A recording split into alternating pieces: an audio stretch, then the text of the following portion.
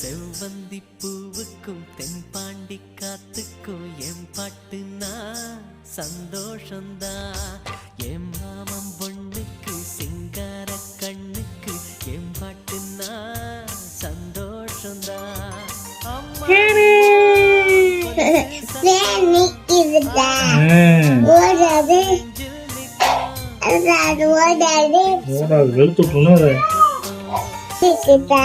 இங்க அடிக்குதா?